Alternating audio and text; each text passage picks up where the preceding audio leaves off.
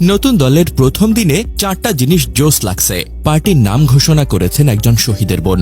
1, মঞ্চে কোনো চেয়ার ছিল না, সবাই হাঁটু গেড়ে বসেছিলেন, ঠিক আন্দোলনের মতো। মেসেজটা পরিষ্কার, এই দলে কোনো একক নেতা নাই, পারিবারিক নেতা নাই, এইখানে অনেকজন নেতা আছেন।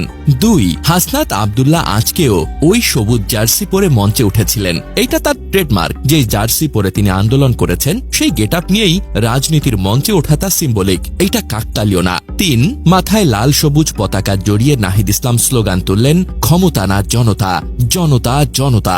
একদিন আগে ক্ষমতা ছেড়ে জনতার কাতারে নেমে আসা একজন নেতার মুখে এই স্লোগান যে কতটা সুন্দর ছিল বলে বোঝানো যাবে না, লিখেছেন সাদিকুর রহমান খান।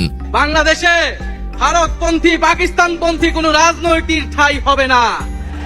আমরা বাংলাদেশকে সামনে রেখে, বাংলাদেশের জনগণের স্বার্থকে সামনে রেখে সকলে ঐক্যবদ্ধভাবে রাজনীতি এবং রাষ্ট্র বিনির্মাণ করব। সামাজিক মাধ্যমে আরটি হৃদয় তালুকদার লিখেছেন, আমার খুবই খারাপ লাগে একটা জিনিস ভাবলে যে